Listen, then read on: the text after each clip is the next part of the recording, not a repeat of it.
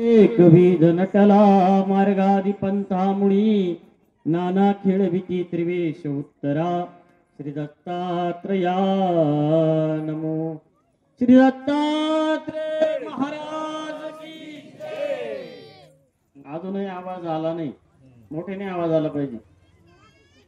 सर्वज्ञ श्री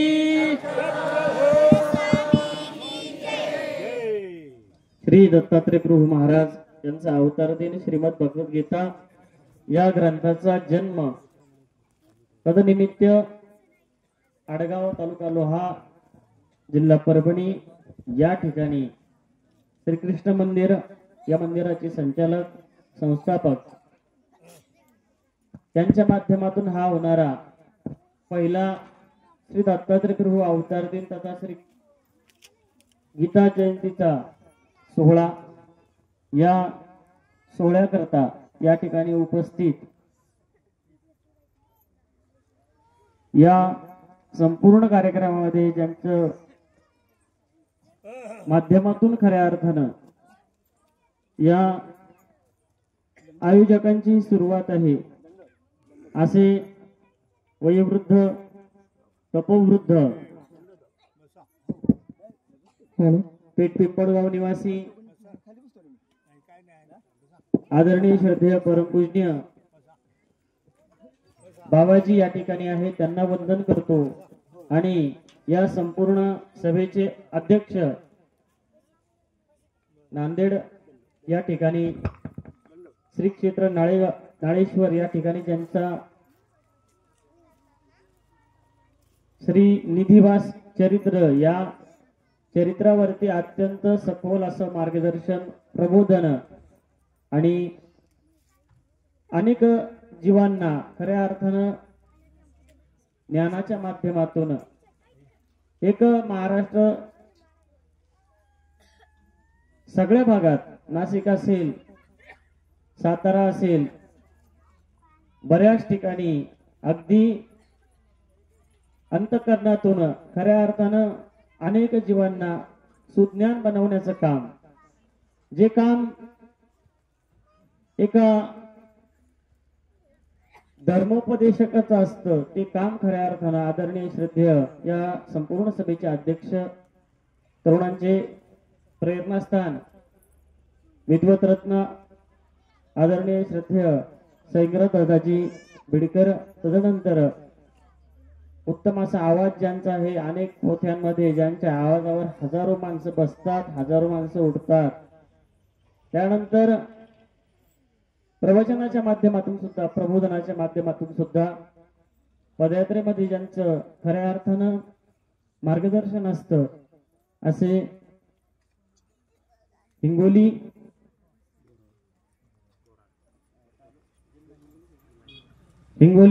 जिल्हा महानगर परिषदेचे अध्यक्ष आदरणीय श्रद्धेय परमपूजनीय परमहंत मोती बाबाजी अमृते, तदनंतर मरडसगाव निवासी आदरणीय श्रद्धेय महंत अनवेश बाबाजी पाथरीकर, तदनंतर महंत सारंगर बाबाजी कोठी, ईशाधिष्ठित कृष्णदास दादाजी कोठी आणि या संपूर्ण कार्यक्रमाचे ज्यांनी अत्यंत कष्ट घेऊन, म्हणजे त्यांचा अपघातही झाला, पायाने चालता येत नव्हतं, ऑपरेशन झालं, आणि एवढं असून सुद्धा पहिल्यांदा श्री दत्तात्रय प्रभू जयंती अवतार दिन या ठिकाणी आल्यानंतर होतोय आणि तो कार्यक्रम आपल्याला नक्की करायचा आहे म्हणून अहोरात्र झटत असणारे आदरणीय श्रद्धेय परमपूजनीय परमहंत नवे गुंजटकर बाबाजी कोठी, खऱ्या अर्थानं या व्यक्तीच्या किंवा या बाबांच्या मनोधैर्याला दाद द्यावी लागेल की त्यांना चालताही येत नव्हतं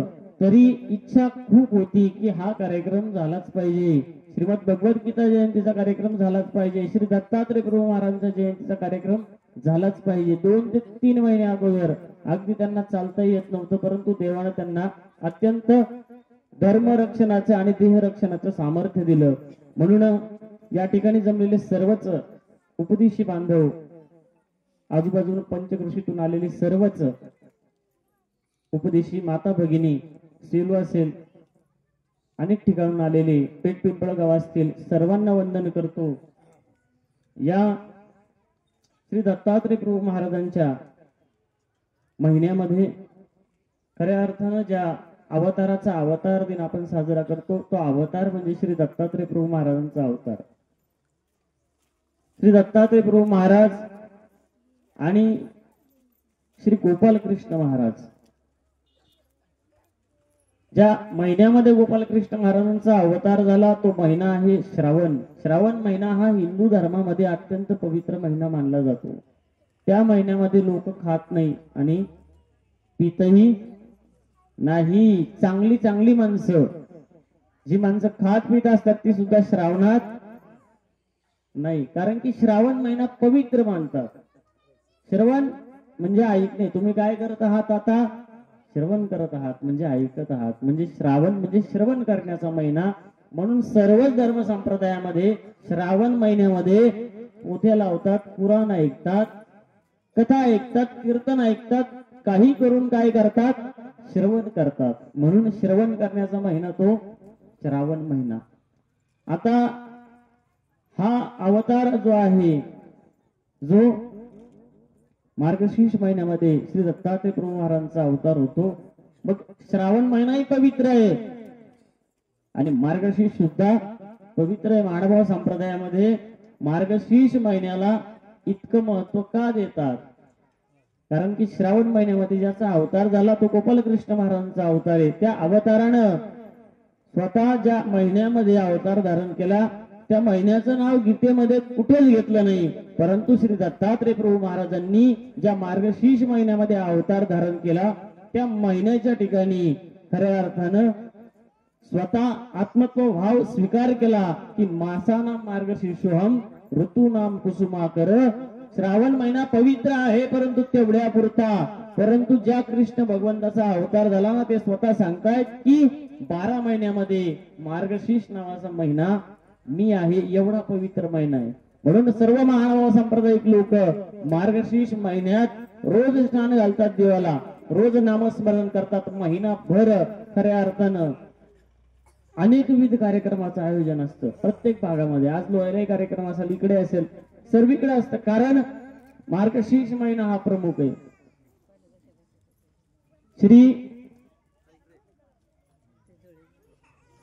श्रीमद भगवद गीता या गीतेच्या जयंतीचा कार्यक्रम.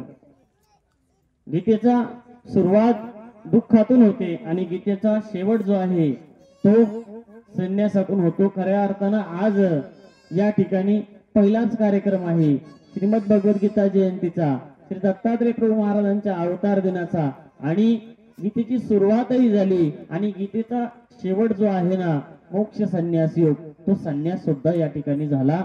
म्हणून मी पहिल्यांदा आयोजकांना धन्यवाद देतो. कारण की एखादा कार्यक्रम असला, पंचावतार उपार असला, तिथे जर एखादा संन्यास विधी असला तर त्या कार्यक्रमाला स्वरूप येतं, लक्षात ठेवा. आणि म्हणून खऱ्या अर्थाने ईश्वराचा हेत असलेला हा कार्यक्रम आहे. श्रीमद भगवद गीता आपण रोज पठन करतो. बऱ्यापैकी 15वा अध्याय सगळ्यांना येतो आणि बऱ्यापैकी माणसं गीतेकडं आकर्षित होतात. वारकरी संप्रदाय असेल, आमचा महानुभाव संप्रदाय असेल, सर्वच लोक गीतेकडे आकर्षित आहेत.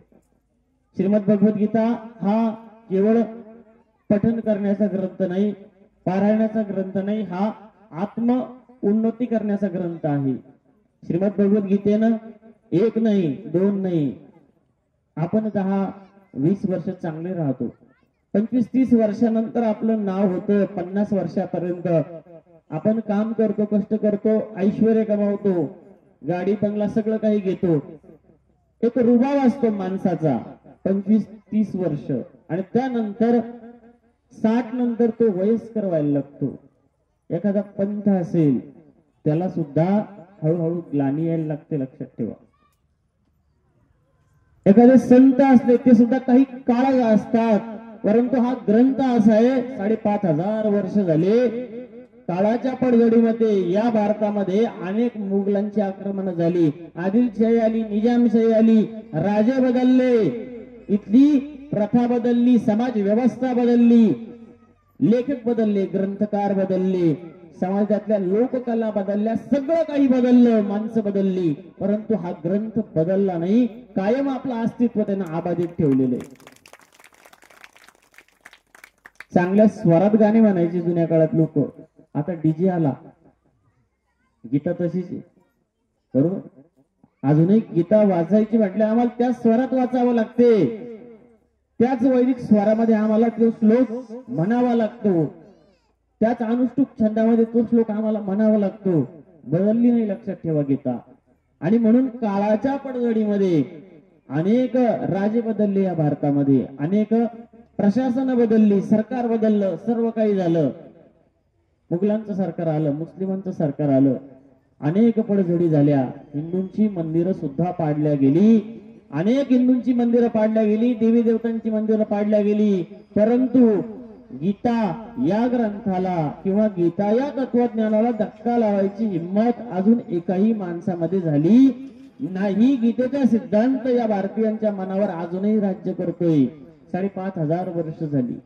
गीतेला एक नाव नाही, गीतेला 18 नाव आहे. आमच्या लहान मुलाला एक नाव असतं घरामध्ये, एक नाव असतं बाहेर. श्रीमद भगवद्गीतेला 18 नाव आहे.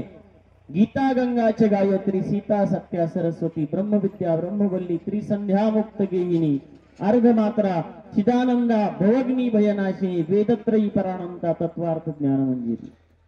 18 नाव आहे गीतेला. कृष्ण भगवंताला 100च्या पुढं नाव आहे. श्रीमद भगवद्गीतेची महती सर्वज्ञ श्री चक्रधर प्रभूंनी सुद्धा सांगितली, अत्यंत गोड सांगितली.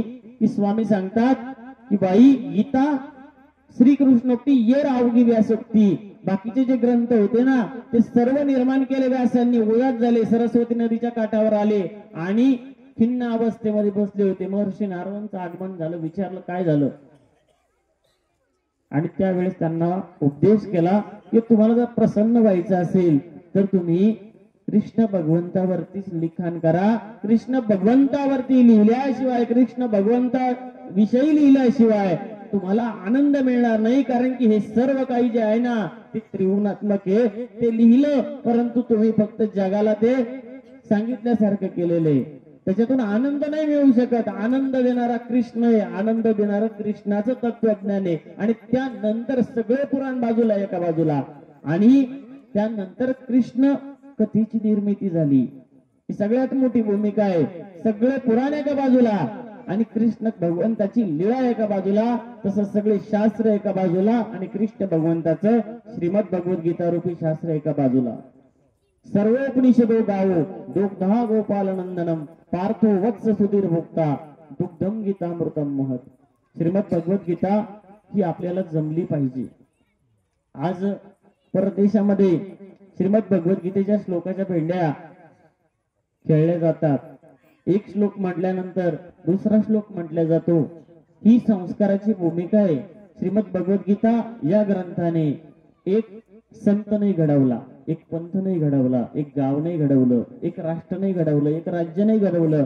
संपूर्ण विश्वाला आधार असलेली श्रीमद भगवद्गीता आहे, लक्षात ठेवा. एका माणसापुरती नाहीये, एका गावापुरती नाहीये, केवळ एका हिंदू धर्मापुरती सुद्धा गीता नाही. गीतेमध्ये कुठेच सांगितलं नाही का ही फक्त हिंदू धर्माकरता आहे. नाही, ही सर्वांकरता आहे. गीताशास्त्र हा संपूर्ण जगाकरता निर्माण केलेला ग्रंथ आहे. आणि म्हणून ही गीतेची अभिव्यक्ती फार वेगळी आहे. गीता ही कृष्णस्तु भगवान स्वयं. मी कीर्तनामध्ये बऱ्याच वेळा सांगतो की गीता केवळ कलियुगापुरती नाही, त्रेतायुगापुरती नाही, द्वापरयुगापुरती नाही, 100 वर्षाकरता नाहीये, 500 वर्षाकरता नाहीये. भूत भविष्य आणि वर्तमान या अगोदर जे संत झाले, ग्रंथ झाले आणि पंत झाले त्यांना त्यांच्या ज्ञानात भर पाडण्याकरता सुद्धा श्रीमद भगवद्गीता हा ग्रंथ आधार झाला. आता जे संत आहेत, पंत आहेत आणि ग्रंथ आहेत त्यांना तो आधार आहे. आणि यापुढे जे संत होतील, ग्रंथ निर्माण करणारे लेखक असतील आणि पंथ असतील यापुढे होणारे, त्यांना सुद्धा गीता भूत भविष्य आणि वर्तमान त्रिकाळ ज्ञान देणारा, त्रिकाळ त्यांना आधार देणारा एक दीपस्तंभ म्हणून अखंड अविरतपणे उभा असणारा दीपस्तंभ म्हणजे श्रीमद भगवद्गीता आहे. आणि हा दीपस्तंभ केवळ शब्दांपुरता मर्यादित नाही. गीता म्हणजे ही परमेश्वराची वाङ्मयी मूर्ती आहे, कृष्ण भगवंताची वाङ्मयी मूर्ती आहे, शब्दांची मूर्ती आहे ती, लक्षात ठेवा. जसं मातीची मूर्ती असते, मातीचं भांड असतं, एक पितळाचं भांड आहे, चांदीचं भांड आहे, तसं कृष्ण भगवंताची गीता ही शब्दमूर्ती, लक्षात ठेवा. गीतेचे अभ्यासक सुंदर वर्णन करतात की कृष्ण भगवंताचं अंतःकरण म्हणजे खऱ्या अर्थानं गीतेचा 15वा अध्याय. कृष्ण भगवंताचं अंतःकरण काळीच ज्याला म्हणता येईल आपल्याला, हा 15वा अध्याय पुरुषोत्तम योग आहे. हात आहे, पाय आहे, या वाङ्मयी मूर्तीला पाय, मस्तक आहे, डोळे आहे. हे आम्हाला कधीतरी कळालं पाहिजे. गीता ही आमच्या आयुष्यात उतरली पाहिजे. नाही संपूर्ण गीता 700 श्लोक नाही जमले आम्हाला, एक तरी श्लोक कळायला पाहिजे. तो संस्कार आमच्या मुलांवरती झाला पाहिजे. स्वामी विवेकानंद अगदी लहान होते, लहान लहान मुलं बसले होते असे 3-4, आणि एक मुलगा दुसऱ्या मुलाला म्हटला तुला मोठेपणी काय व्हायचं? तो म्हटलं मला डॉक्टर व्हायचं. दुसऱ्याला विचारलं तुला काय व्हायचं? म्हणे मला इंजिनियर व्हायचं. विवेकानंद, त्यांचं नाव नरेंद्र, त्यांना विचारलं तुम्हाला मोठेपणी काय व्हायचं? त्यावेळेस नरेंद्रांनी बघितलं इकडं तिकडं, त्यांना काही सुचलंच नाही, आणि समोरून एक टांगेवाला आला. मग नरेंद्र म्हटलं मला टांगेवाला व्हायचं. सगळी मुलं हसायला लागली, चिडवायला लागली, आणि मग त्यांची आई भुवनेश्वरी देवी तिथं आली. तिथं आल्यानंतर माता भुवनेश्वरी देवीने बघितलं की मुलगा आता टांगेवाला व्हायचं म्हणतो.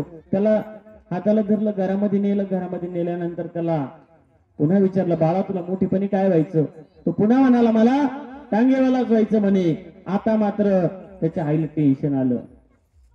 संध्याकाळ झाली. संध्याकाळी भुवनेश्वरी देवी, विवेकानंदांची आई, बाजारात गेली. एक मोठी प्रतिमा आणली ज्याच्यामध्ये 5ही अश्वांचे दोर कृष्ण भगवंताच्या हातामध्ये होते, आणि अर्जुन हात जोडून उभा होता.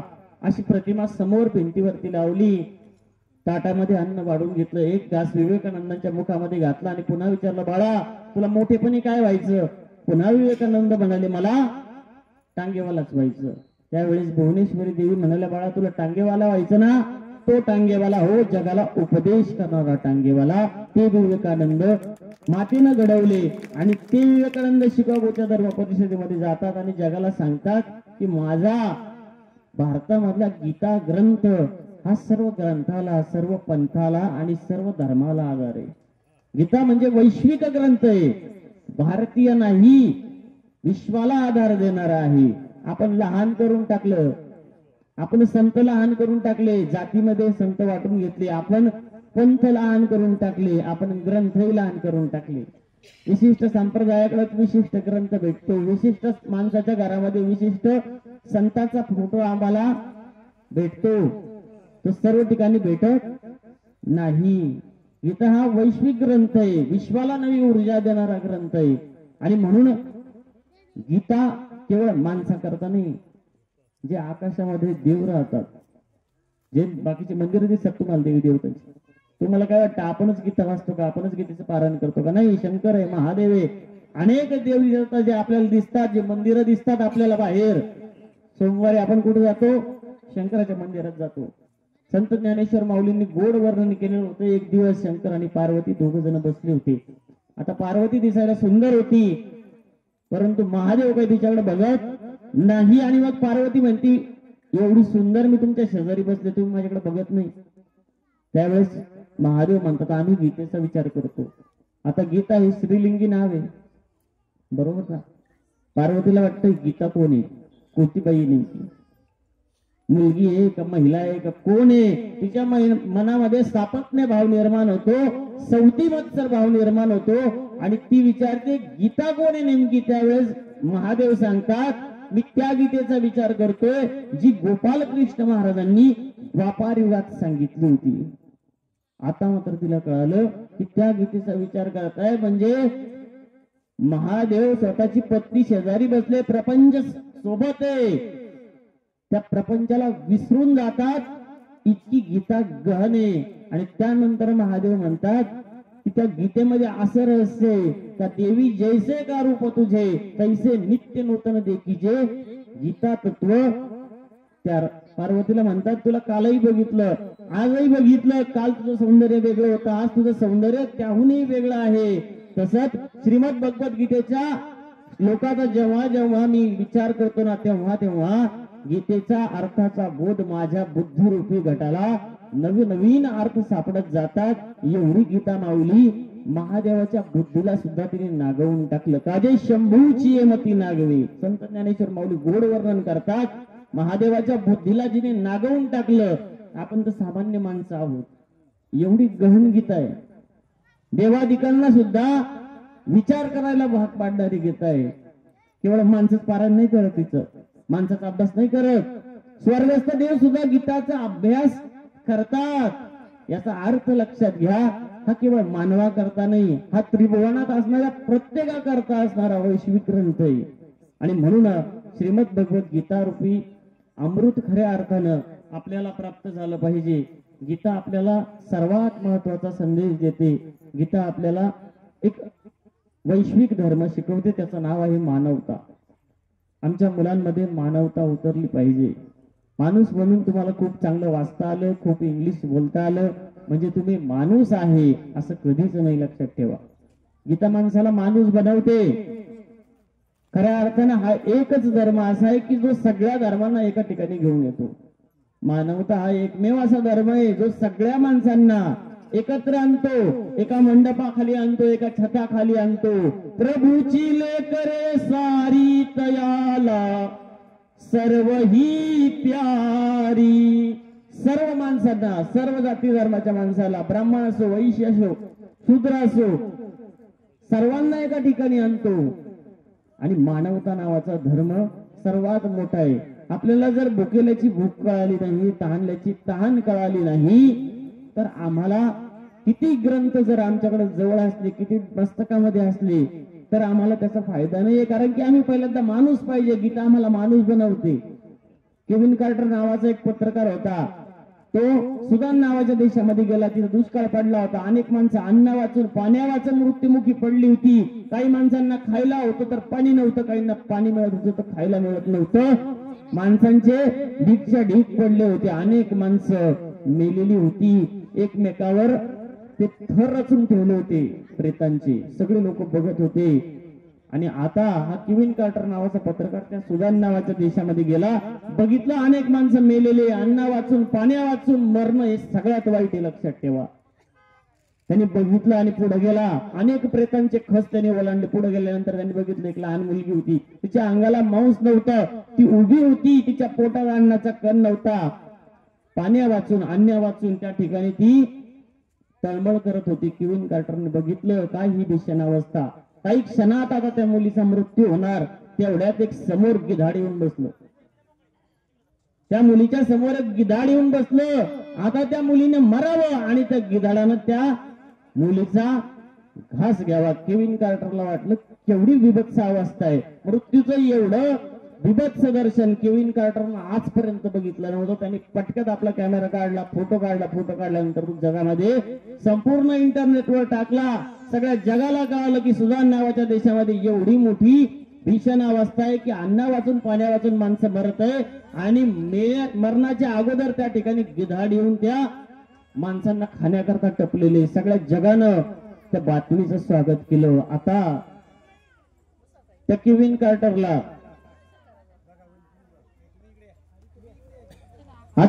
कार्टरला पुरस्कार मिळाला, चांगला पुरस्कार मिळाला, पुलिंगर नावाचा पुरस्कार मिळाला। आणि त्या केविन कार्टरला ज्यावेळेस पुरस्कार घेण्याकरता तो वरती चढला स्टेजवर गेल्यानंतर सगळे पत्रकार मित्रांनी त्याचं स्वागत केलं, पुरस्कार घेतला, 2 शब्द भाषण केलं। भाषण केल्यानंतर तो खाली आला। खाली आल्यानंतर त्याच्याच मित्रांनी, पत्रकारांनी त्याला विचारलं की तुम्हाला पुरस्कार मिळाला, तुम्ही एवढी मोठी बातमी जगाला दिली की अन्ना वाचून पाण्या वाचून सुदान नावाच्या देशामध्ये मरणारी माणसांचा मृत्यूचं बिभत्स दर्शन तुम्ही जगाला दाखवलं। पहिल्यांदा बातमी तुम्ही दिली म्हणून जगाला कळलं की ते एवढा मोठा दुष्काळ आहे। पण एक गोष्ट आहे, तुम्ही त्या मुलीला वाचू शकत होते, तुम्ही त्या मुलीला वाचू शकत होते। त्या गिधाडाच्या तावडीतून तुम्ही त्या मुलीला वाचू शकत होते। त्यावेळेस केविन कार्टर म्हणाला, मी तिला वाचवत बसला असतो तर माझं विमान निघून गेलं असतं। त्यावेळेस ते पत्रकार मित्र म्हणाले, तुम्ही जो जगाला फोटो दाखवला तो फोटो चुकीचा होता, त्या फोटोमध्ये फक्त एकच गिधाड म्हणे। त्या ठिकाणी 2 गिधाडे होते, एक ती गिधाड आणि एक तू गिधाड, तू फक्त फोटोसाठी गेला होता म्हणून. केविन कार्टरच्या मनाला रात्री हे वाक्य लागलं. संध्याकाळी 9 वाजता घरी गेला, समोर टेबलावरती तो पुरस्कार ठेवला आणि पुरस्कार ठेवल्यानंतर रात्रभर विचार केला की खरंच मी गिधाड आहे का, माझ्या मधला माणूस मेला होता का. पहाटे 4 वाजेपर्यंत विचार केला. 4-4:30 वाजल्यानंतर केविन कार्टरच्या मनामधून उत्तर आलं, काही वेळा करता का होईना तुझ्या मधला माणूस नक्की मेला होता, तू जगण्याच्या लायक नाही. आणि केविन कार्टरनं सकाळी 4:30-5 वाजता आत्महत्या केली का मी जगण्याचा माणूस म्हणून लायक नाही, माणसासारखा वागलो नाही. लक्षात ठेवा, आपण माणूस म्हणून जन्माला आलो आणि ती मानवता खऱ्या अर्थाने जगाला शिकवणारा वैश्विक ग्रंथ म्हणजे श्रीमद भगवद्गीता आहे. प्राणी सुद्धा जगतात आणि माणसं सुद्धा जगतात, प्राण्यांना सुद्धा मुलं होतात. काहीतरी वेगळं आहे आपल्याकडं, ते आम्हाला भगवद्गीता शिकवते. म्हणून संत खऱ्या अर्थानं माणूस मागतात की असा माणूस जो माझ्या धर्माला योग्य असेल, जो माझ्या ज्ञानाला योग्य असेल. आणि गीता धर्म हे शिकवतो आम्हाला. आणि म्हणून खऱ्या अर्थानं सर्वज्ञ श्री चक्रधर प्रभू महाराजांनी सुद्धा हाच मानवता रूपी धर्म आम्हाला शिकवला. श्रीमद भगवद्गीतेच्या जवळजवळ अनेक ग्रंथाच्या मध्ये आपल्याला श्रीमद भगवद्गीतेचं मार्गदर्शन मिळतं. कारण की ज्यावेळेस गीता जयंती असते, जसं तुम्ही आता गीता जयंतीला 11 तारखेला गीता जयंती होती बरोबर, तुमच्या मुलाचा जो वाढदिवस असला तुम्ही काय करता, त्याच्या सोबतचे सगळे मित्रांना बोलून घेतात, केक आणतात, मस्तपैकी डेकोरेशन करतात, वाढदिवस साजरा करतात. मग भगवद्गीतेचा वाढदिवस किंवा जन्मदिवस कसा साजरा होत असेल याची कल्पना करू शकता का तुम्ही? नाही करू शकत. आपण कुरुक्षेत्रावर आज एवढ्या मोठ्या प्रमाणात जसा कृष्ण भगवंताचा वाढदिवस साजरा होतो, जन्मदिवस साजरा होतो, तसाच गीतेचा वाढदिवस साजरा होतो. आजही कुरुक्षेत्रावर हजारोंच्या गर्दीनं लोक येतात आणि एकमेव ग्रंथ जगामधला ज्याचा वाढदिवस साजरा होतो. सर्व ग्रंथ, वेद, उपनिषद, 6 शास्त्र, 18 पुराण बाजूने उभे राहतात. श्रीमद भगवद्गीता हा ग्रंथ समोर असतो, मध्यभागी असतो आणि सर्व ग्रंथ मिळून त्या भगवद्गीतेला नमस्कार करतात की तुझ्यामुळे आमच्यामध्ये काहीतरी सांगण्याची दानत आहे, तुझ्यापासून सर्व आहे, कारण की तू सर्वात मोठी आहे. श्रीमद भगवद्गीता हे कृष्ण भगवंताच्या वाणीतून जन्माला आलेलं कृष्ण भगवंताचं पहिलं अपत्य, लक्षात ठेवा. भगवद्गीता हे पहिलं अपत्य आहे कृष्ण भगवंताच्या वाणीतून जन्माला आलेलं. आणि जसं एखाद्या राजाच्या राजकुमाराचा आदर करावा ना, तसं सर्व वेद पुराण शास्त्र गीतेला डोक्यावर घेतात.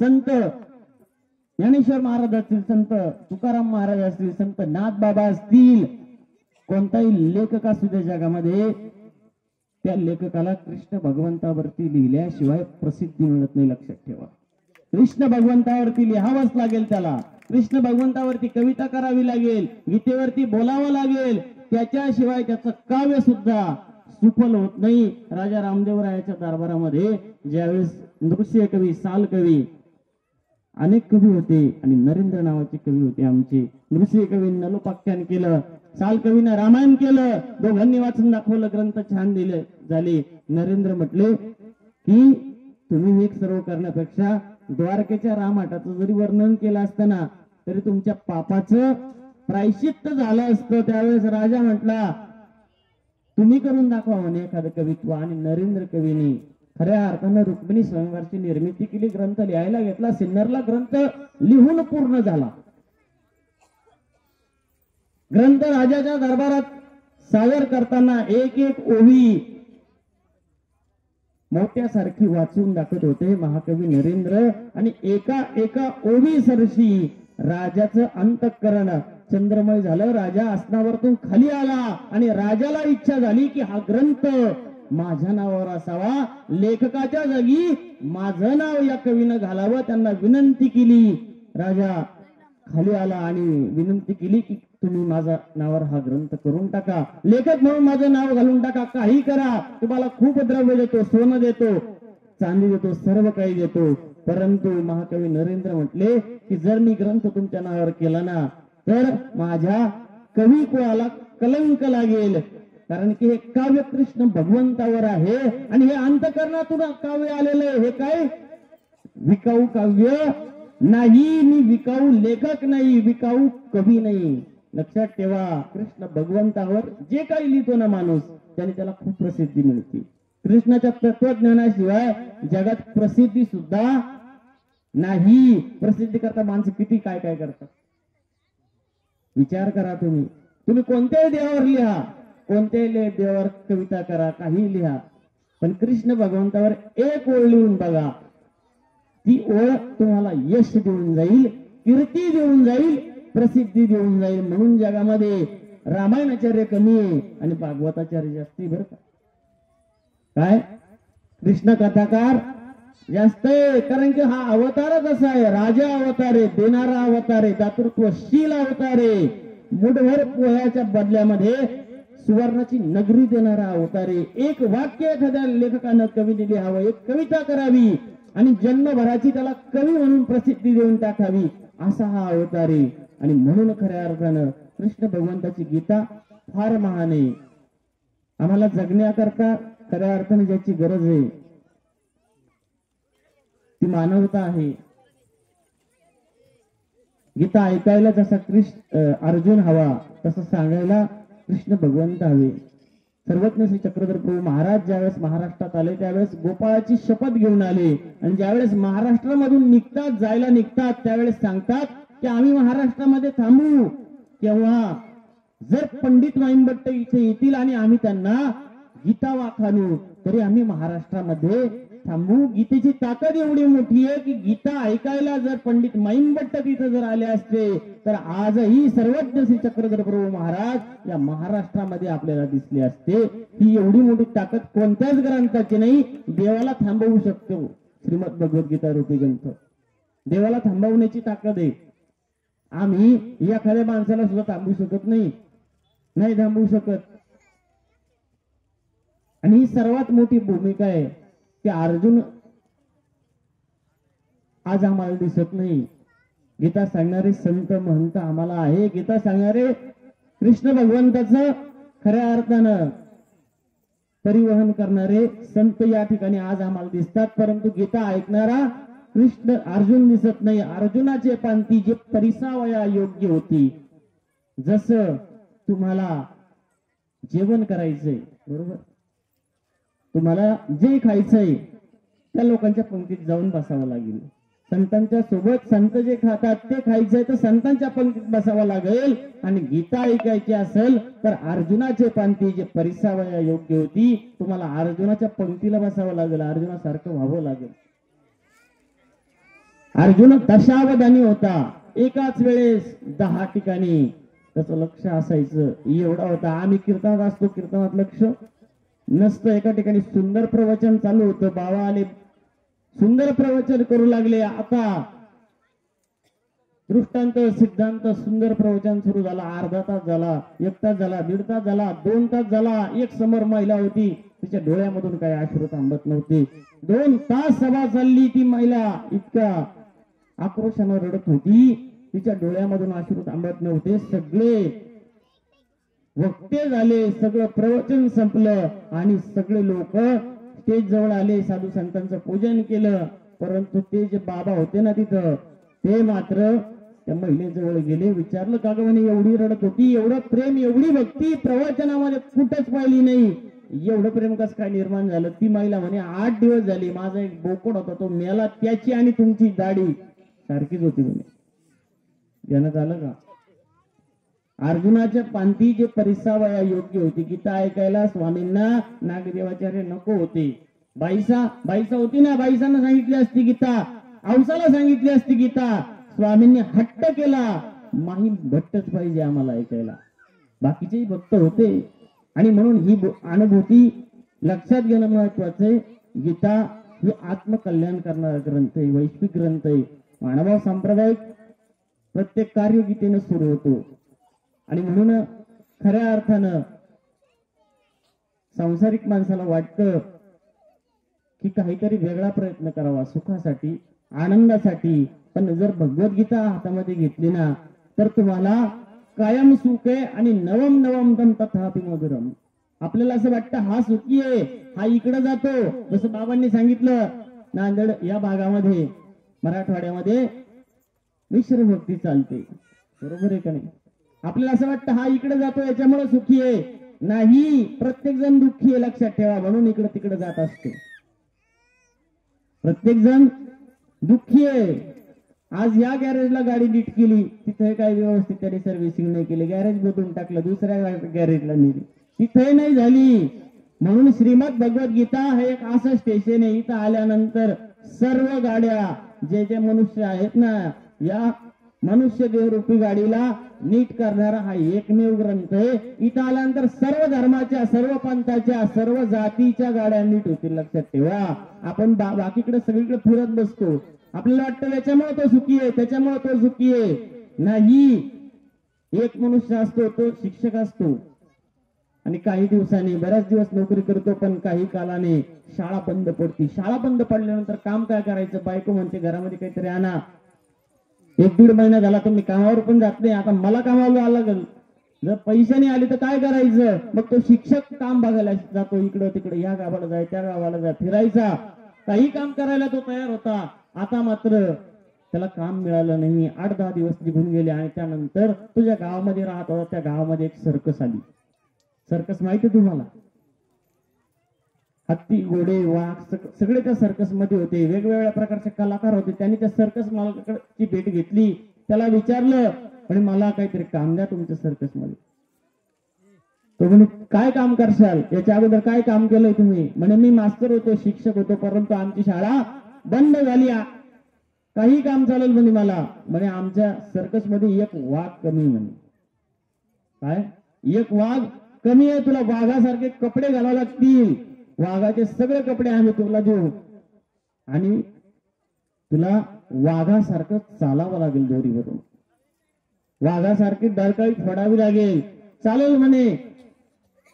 बघ म्हणे जमाल का? सर्कस आहे म्हणे. अहो म्हणे मी मुलांना शिकवलं, लहान लहान मुलांना शिकवणं, सांभाळणं म्हणजे सर्कशीपेक्षा काही कमी नाही. ती सर्कस असती, शाळा सांभाळणे म्हणजे सर्कसी सारखंच काम आहे.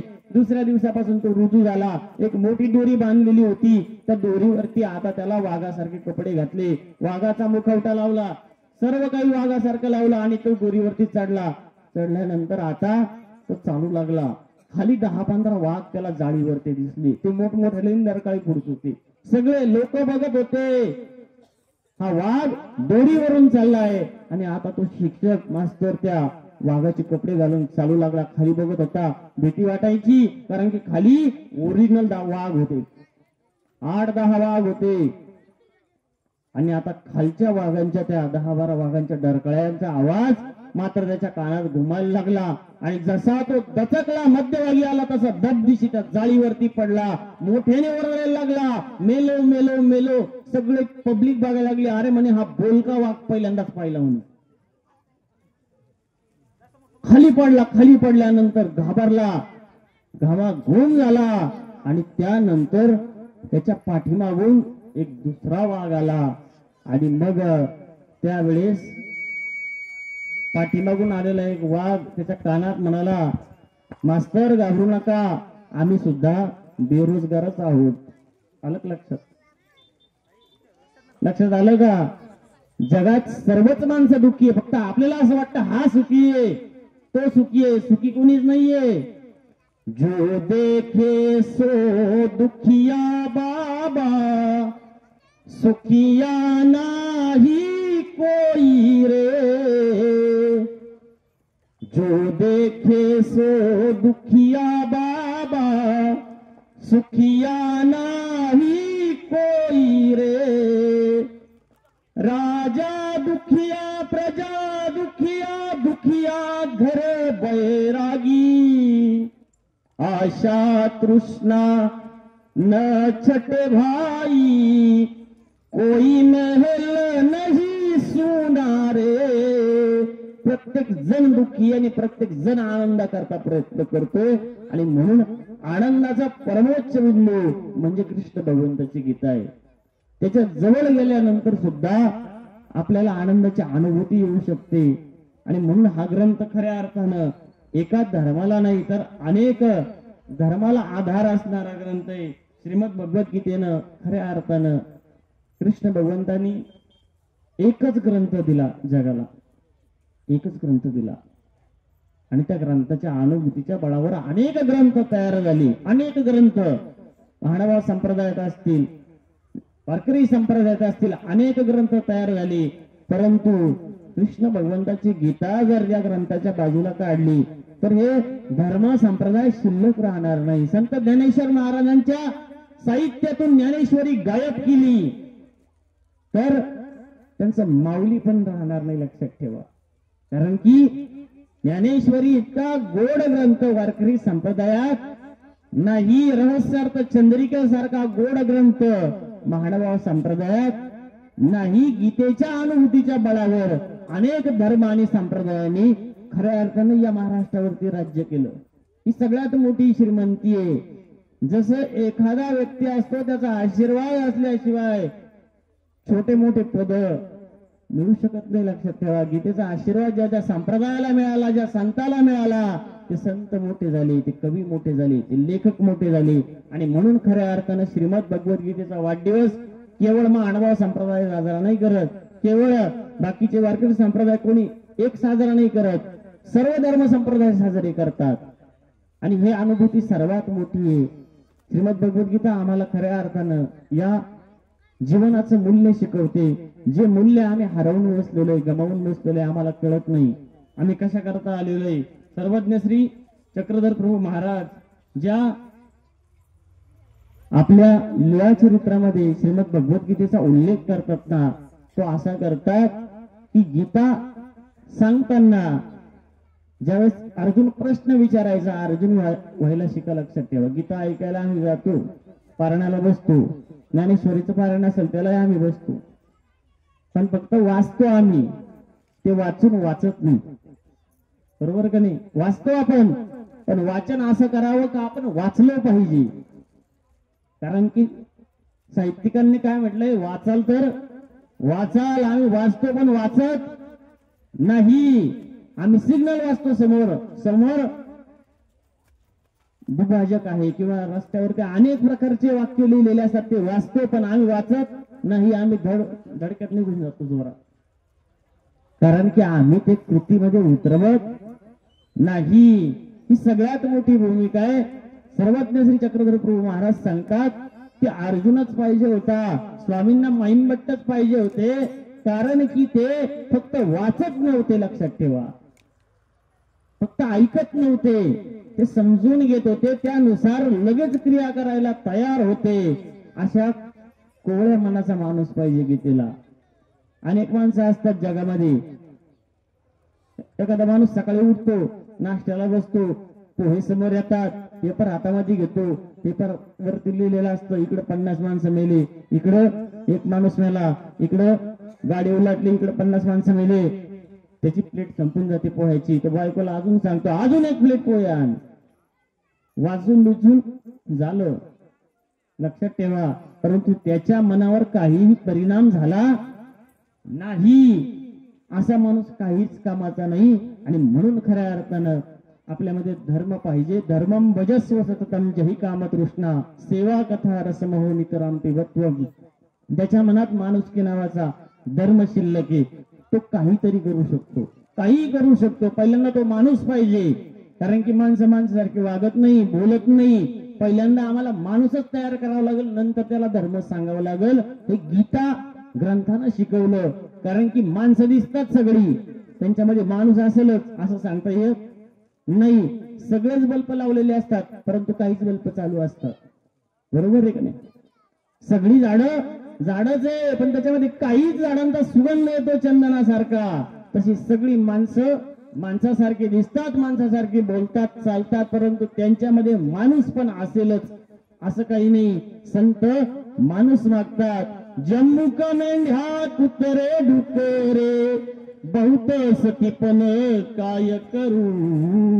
माणूस द्या मज, माणूस द्या मज, भीक मागता प्रभू दिसला.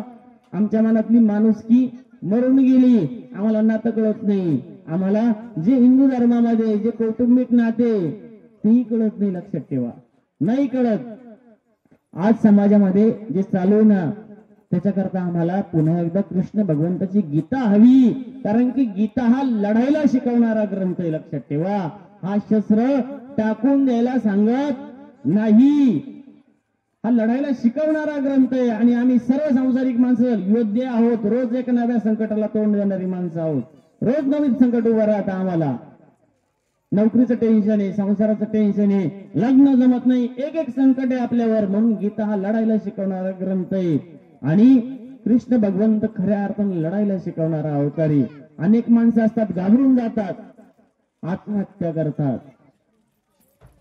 आणि सर्वात महत्वाची गोष्ट की आज आम्हाला फक्त एकच कृष्ण आवडतो आणि एकच कथा आवडते, ती म्हणजे कृष्ण भगवंताच्या गवळणी आणि कृष्ण भगवंताचे लहान लहान गोपाल. त्यांच्या वस्त्र चोरणारे कृष्ण भगवंताचा तो लहाना गोंडस रूप आम्हाला आवडतो. काय ते गोंडस रूप आम्हाला आवडतं, अजूनही आवडतं. आम्ही त्या कथेमध्ये इतके रमून जातो का आम्हाला असं वाटतं की आता सगळं काही छान छान, सगळं चांगलं चालू आहे, गवळणी वगैरे नाही. समाजामध्ये खऱ्या अर्थानं आजही आम्हाला कुठेतरी प्रियंका रेड्डी दिसते, कुठेतरी आम्हाला कोपर्डीची आमची भगिनी दिसते. आज आम्हाला गवळणींमध्ये रांगणारा, खेळणारा, खोड्या करणारा कृष्णाची गरज नाही. आज आम्हाला हातामध्ये शंख, चक्र, सुदर्शन घेऊन दुष्टांचा संहार करणाऱ्या कृष्णाची गरज आहे, लक्षात ठेवा. असा कृष्ण जर अवतरला तर समाज कुठेतरी एका स्टेशनवरती स्थिर होऊ शकतो. कैसी मनहूस गड़ी है, भाइयों में जंग छिड़ी है, कहीं पे खून कहीं पे ज्वाला, जाने क्या है होने वाला, सबका माथा आज झुका है, आजादी का जुलूस रुका है, हर छुरे पर नाम लिखा है, हर तरफ दगा ही दगा है, रोते हैं आंगन गलियारे, रोते हैं मोहल्ले सारे, रोती सलमा रोती सीता, रोते हैं कुरान और गीता, आज हिमालय चिल्लाता है, कहा पुराना वो नाता है, डस लिया सारे देश को जहरी नागों ने, घर को लगा दिया आग घर के चिरागों ने, अपना देश वो देश था भाई, लाखों बार मुसीबत आई, इंसानों ने जान गवाई, पर बहनों की लाज बचाई, आज यहाँ वो बात कहाँ है, अब तो केवल घात यहाँ है, अब तो बहनों पर भी हमला होता है, दूर कहीं कोने में मजहब रोता है. आज आमची बहीण सुरक्षित नाही, म्हणून गीता आम्हाला पाहिजे, म्हणून कृष्ण आम्हाला पाहिजे, म्हणून आम्हाला या वैश्विक धर्म शिकवणाऱ्या ग्रंथाची गरज आहे. आम्हाला ग्रंथ का पाहिजे? कारण की आमची माणुसकीची नाती जर नाही टिकली किंवा माणूस पण नाही टिकलं तर धर्म कसा टिकणार? पहिल्यांदा आम्हाला नातं टिकवता आलं पाहिजे, पहिल्यांदा आम्हाला समाज कळाला पाहिजे, त्यानंतर आम्ही एक समाजातले प्राणी आहोत. माणूस म्हणून समाजाशी आमचं एक काहीतरी ऋण आहे, हे शिकवणारा ग्रंथ आहे. आणि म्हणून खऱ्या अर्थानं श्रीमद भगवद्गीता आणि श्री दत्तात्रय प्रभू महाराज यांचा अवतार दिन 14 तारखेला आपण सर्वांनी कालच्या दिवशी अनुभवला. श्री दत्तात्रय प्रभू महाराजांनी गीता नाही सांगितली, श्री दत्तात्रय प्रभू महाराजांनी खऱ्या अर्थानं 24 गुरु केले. त्यापैकी एक गुरु ज्या भूमीवरती आपण बसलो त्या पृथ्वीला गुरु मानलेलं आहे श्री दत्तात्रय प्रभू महाराजांनी. सर्वांगी विदारिती होते तरी पृथ्वी न संधी धैर्याते, पैसा देहान तुम्ही पातल्या धर्माते न मोकली मी. सर्व बाजूनी अनेक माणसं, कोणी बोर घेतं, कोणी खड्डे खणतं, कोणी 9 खड्डे खणतं, कारण की त्याला वरती 10 मजली बांधायची असते. परंतु तुम्ही जमिनीवरती खड्डा घेतला, तेच खड्डा तुम्ही दुसऱ्याच्या जमिनीत घेऊन दाखवा, तो माणूस कंप्लीट करेल, त्याची जमीन कंप्लीट करणार नाही. सर्वांगी विदारिती होते परी पृथ्वी न संडी धैर्याते, तैसा देहांत ही पातल्या धर्माते न मोकली मी. पृथ्वी मातेवर, भूमातेवर आपण एवढे खड्डे करतो, कधी ती कोणाच्या नावाची कंप्लीट करत नाही.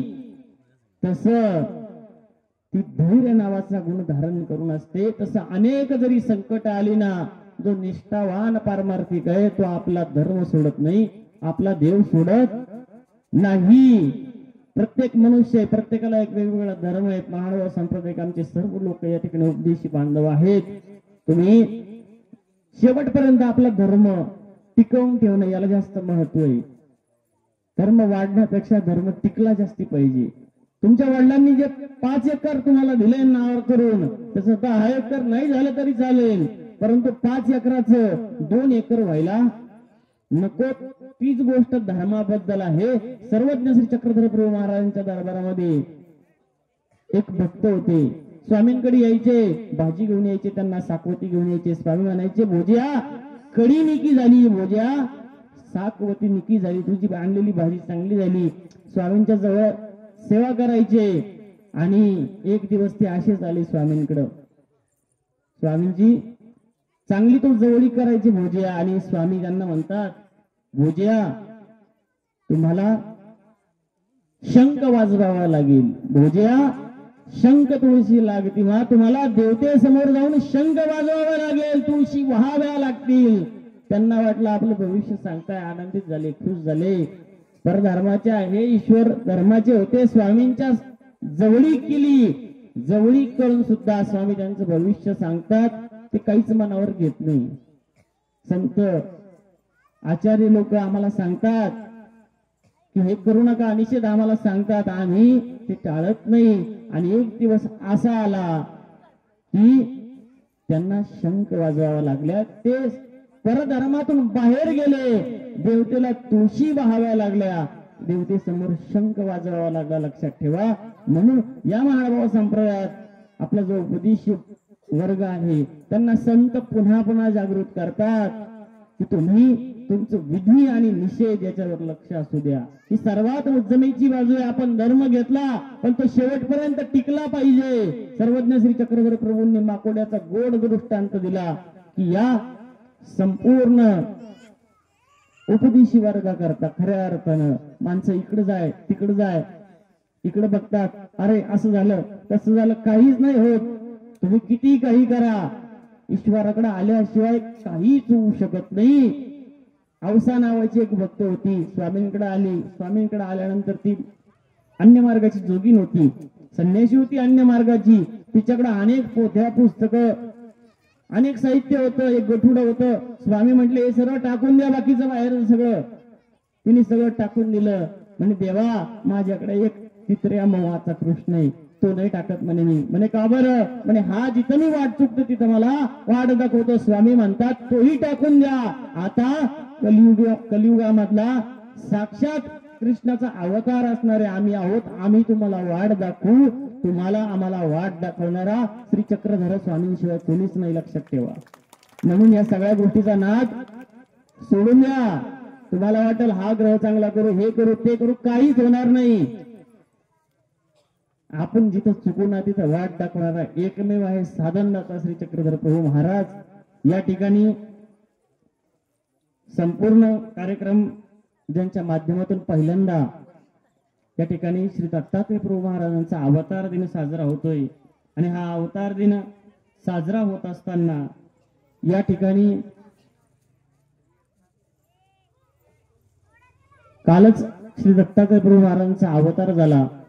ज्या अवतारानं 24 गुरूंचं निरूपण केलं, ज्या कृष्ण भगवंतांनी 18 अध्यायाची गीता सांगितली, आणि ज्या सर्वज्ञ श्री चक्रधर प्रभू महाराजांनी लीळा चरित्रासारखा एक मोठा आद्य ग्रंथ खऱ्या अर्थाने या मराठी मातीला दिला.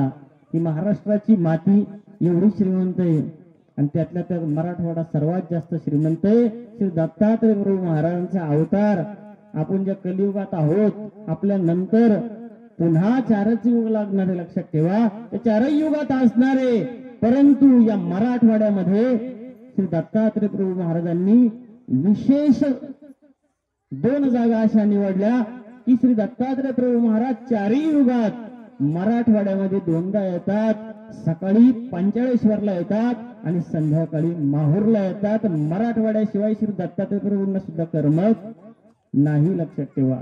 सर्वात महत्वाची श्रीमंती मराठवाड्याची आहे, बाकीचे जिल्हे नाही का, परंतु श्री दत्तात्रय प्रभू महाराजांनी निवडलेला जिल्हा, सर्वज्ञ श्री चक्रधर प्रभू महाराजांनी निवडलेला भाग हा संपूर्ण गंगा तीर आहे. आणि म्हणून मराठवाड्याने खऱ्या अर्थानं आमच्या महाडवा संप्रदायाला सुद्धा असे कवी दिले, लेखक दिले, आचार्य दिले, संत महंतांची उज्ज्वल परंपरा दिली. आणि म्हणून पुन्हा एकदा या संपूर्ण सोहळ्याचे आयोजक आदरणीय श्रद्धेय परमपूजनीय महंत नवी गुंजटकर बाबाजी कोठी तथा महंत सारंगधर बाबाजी कोठी, त्यानंतर संपूर्ण हा कोठी परिवार आणि पेठपिंपळगाव खऱ्या अर्थाने या कार्यक्रमाला ज्यांचं विशेष योगदान त्या गावातूनही असे पेठपिंपळगाव निवासी सर्व सद्भक्त, लोहा, कंधार सर्व ठिकाणून आलेले, सेलू असतील, शिंदे परिवार असेल, हा सर्व परिवार खऱ्या अर्थानं या पेठपिंपळगाव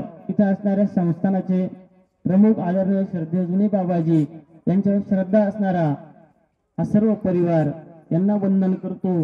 त्यानंतर या कार्यक्रमाचे ज्यांचं सूत्रसंचालन सद्भक्त श्री दिलीप पवार सर लोहा सर्वांना वंदन करतो. मला या ठिकाणी बोलण्याची संधी दिली. बाबांनी सांगितलं की तुम्हाला या ठिकाणी यावं लागेल. 7-8 तारखेला सुद्धा मी इथं बघितलं, आलो. बाबांना पायाने चालता येत, असं जसं चालायला पाहिजे असं तसं चालता येत नाही, जसं नैसर्गिक अजूनही. तरी ते झटतात, लढतात आणि त्यांना साथ देणारे आदरणीय श्रद्धेय महंत सारंगधर बाबाजी असतील, मग आदरणीय श्रद्धेय कृष्णराव बाबाजी असतील, अतिशय खऱ्या अर्थानं खूप कष्टातून या ठिकाणी त्यांनी हा सोहळा उभा केला. त्यांना पुन्हा एकदा धन्यवाद देतो. आदरणीय श्रद्धेय परमपूजनीय निमगाव येथे पोथीचा सोहळा या ठिकाणी, नाळेश्वर येथे पोथीचा सोहळा ज्यांचा चालू आहे, असे या संपूर्ण कार्यक्रमाचे अध्यक्ष आदरणीय श्रद्धेय विद्वत रत्न संग्रहदादाजी बिडकर यांनाही वंदन करतो आणि लांबलेली प्रवचन रूपी सेवा या ठिकाणी थांबवतो. दंडवत प्रणाम.